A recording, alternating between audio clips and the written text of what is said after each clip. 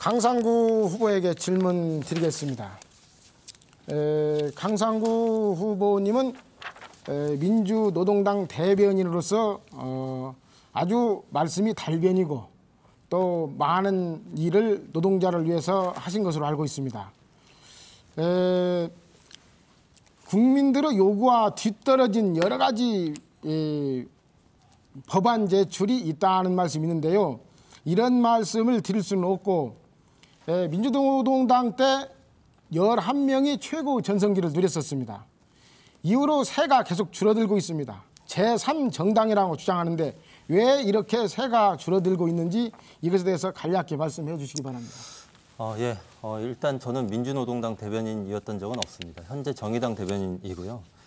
그리고 민주노동당부터 지금까지 진보 정치가 여러 가지 분화의 과정을 거치면서 우여곡절이 좀 있었습니다. 그런데 그럼에도 불구하고 현재 정의당이 제3당을 자처하고 있는 이유는 더불어민주당 그리고 국민의당, 새누리당을 국민의 편에서 적극적으로 견제해야 할 야당이 제 역할을 못하고 있기 때문입니다. 국민의당은 더불어민주당으로부터 나왔는데요. 저희가 보기에는 더불어민주당 2입니다.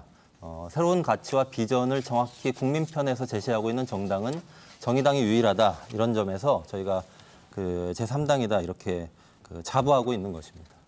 네, 5초 남았습니다. 네, 됐습니다. 예, 다음은 강상구 후보자에게 8분 시간 드리겠습니다. 청년 고용 문제가 심각합니다.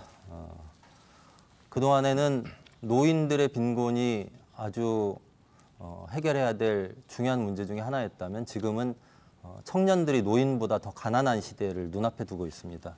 그래서 청년 일자리 문제가 어느 때보다 중요한데요. 김정혜 후보님께 여쭤보겠습니다. 그 청년 고용 문제를 해결하기 위한 대책으로 갖고 계신 내용이 좀 있으시면 설명을 해주시죠. 청년 고용 문제가 참으로 문제로 대두된 지는 참 얼마 되지 않습니다만은 애석한 일이지요. 이런 청년 고용 문제를 해결하기 위해서는 여러 가지 대안이 있어야 하는데요. 저는 이렇게 생각합니다. 특히 기업가들이 기업을 유치할 수 있는 여건과 조건을 지역사회에서 국회의원이나 자치단체장들이 먼저 만들어줘야 한다고 봅니다.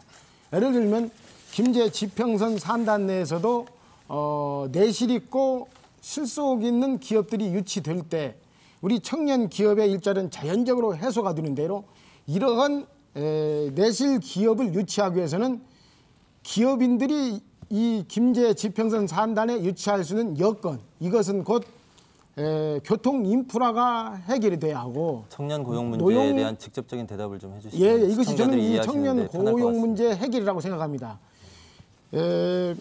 또 아울러 청년 고용이 이루어지기 위해서는 인프라 해결과 아울러 임금 문제, 또 지역의 인재들을 활용할 수 있는 가산점 문제, 이러한 부분들이 지역 기업가들이나 일부 기업가들의 인식이 돼야 한다고 생각합니다. 알겠습니다. 그러면 가산점 문제 말씀하셨으니까요. 아마도 연결되는 문제일 텐데 청년 고용 할당제에 대해서는 어떻게 생각하십니까?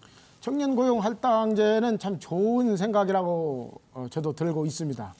그런데 이러한 문제를 우리가 해결하기 위해서는 실제 이론보다는 실제로 우리가 어떻게 이것을 실천하느냐의 문제입니다.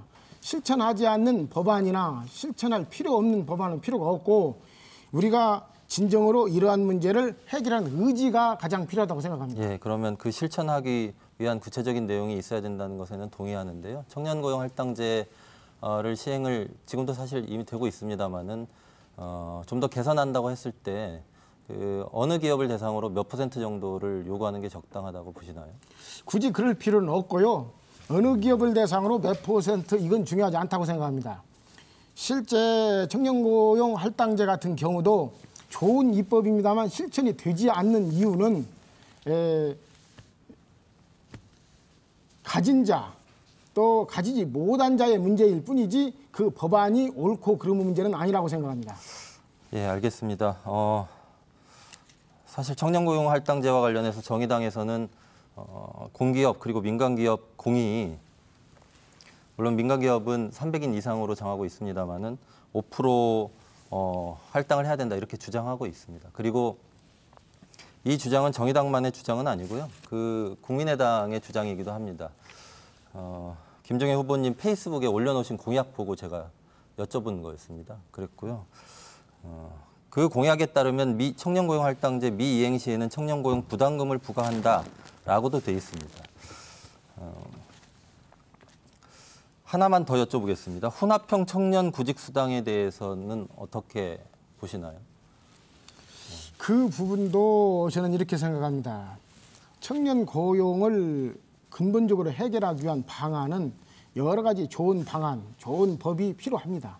그러나 그에 앞서서 우리는 청년 고용의 일자리를 진정으로 지역사회나 또 국회의원 이분들의 노력 없이는 불가능합니다. 특히 지역에서 이런 것은 이런 좋은 법안이 제대로 실천되는 것은 공장이나 기업이 많은 대도시에서 가능한 일이지 우리 지역사회는 별로 맞지 않는 이런 사안이기 때문에 우리 지역사회에 맞는 청년 고용 입법이 다시 또 아울러 보충돼서 만들어져야 한다고 저는 생각합니다. 예, 제가 질문드렸던 거는 혼합형 청년 구직수당에 대한 생각이었는데요. 요거는 국민의당 청년 공약, 청년 일자리 공약 첫 번째 내용입니다. 구직자인 청년에게 6개월 동안 한 달에 50만 원씩 구직수당을 주고 그리고 나중에 취업하고 나면 고용보험료를 2.5% 정도 가산해서 낼 수 있도록 하는 그래서 나중에 내자 해서 혼합형 청년 구직수당입니다. 김춘진 후보께 좀 여쭤보겠습니다. 그 일자리 문제와 관련해서 저의 고민은 이런 겁니다. 새만금 개발 사업이 계속 진행되고 있는데요. 거기서 새롭게 살게 되는 사람들이 주변 지역까지 합하면 70만 명입니다. 가족 수를 제외한다고 하더라도 새로운 일자리가 3, 40만 개 정도는 생기는 것으로 봐야 하는데 거기서 새로 생기는 일자리 중에서 김제 부안 주민들이 할 수 있는 일이 뭐가 있을까? 그다음에 일자리를 의무적으로라도 지역 주민들에게 할당하기 위해서 우리가 노력해야 될 건 무엇이 있을지를 고민해야 되는 거 아닌가 싶고요. 이와 관련한 생각을 좀 여쭤보고 싶습니다. 저는 이제 새만금의 그 인구가 76만 명으로 계획이 되고 있어요. 76만 9천 명으로 되고 있습니다. 그리고 여기에 따라서 이 사람들은 그냥 활동 인구고 정주 인구는 약 한 29만여 명으로 이렇게 측정되고 있습니다.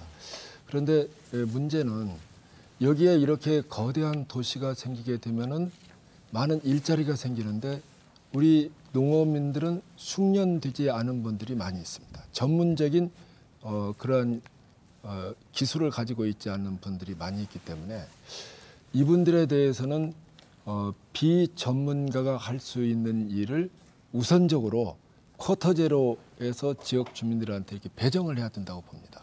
일정 부분 당연히 할애를 해야 되겠죠. 그리고 두 번째로는 이 농업용 용지가 있습니다. 그래서 이분들한테 농사를 지을 수 있는 땅을 우선적으로 그분들이 농사를 지을 수 있게끔 배분하는 방법도 하나의 방법이라고 생각합니다. 예, 두 가지 좋은 말씀 해주셨는데요. 아마도 일자리를 지역민들에게 일정 부분 할당하는 것, 그다음에 두 번째는 새만금에 그렇게 넓은 땅이 생겼는데 농민들 땅은 하나도 없잖아요. 그 농민들에게 땅을 적절한 방식을 통해서 배분하는 것 이런 것일 텐데 두 번째 문제는 이미 농업용지 중에서 활용되고 있는 게 있지 않습니까? 근데 거기 들어가 있는 사람들이 보면 전부 다 대기업이란 말이죠. 농민들에게 할당된 게 없습니다. 이 문제와 관련해서 이후에는 정치인들이 힘을 합쳐가지고 실제 지역민들, 특히 농민들에게 혜택이 돌아갈 수 있는 방안을 구체적으로 구상해야 된다 이렇게 좀 말씀드리고 싶고요. 또 하나는 신규 일자리 창출 계획과 관련해서는 새만금 기본 계획에 보면 새만금을 규제 완화 특구로 만들자고 하면서 일자리 의무 고용 같은 것을 하면 안 된다 이렇게 나와 있습니다. 저는 이 문제는 제가 다른 후보님들하고 다툴 생각은 없고요. 주민들에게 정말 중요한 문제이기 때문에 누가 당선되시든 간에 이 문제 해결했으면 좋겠습니다. 네, 그 말씀드리고 반드시 싶습니다. 자, 시간이 다 됐고요.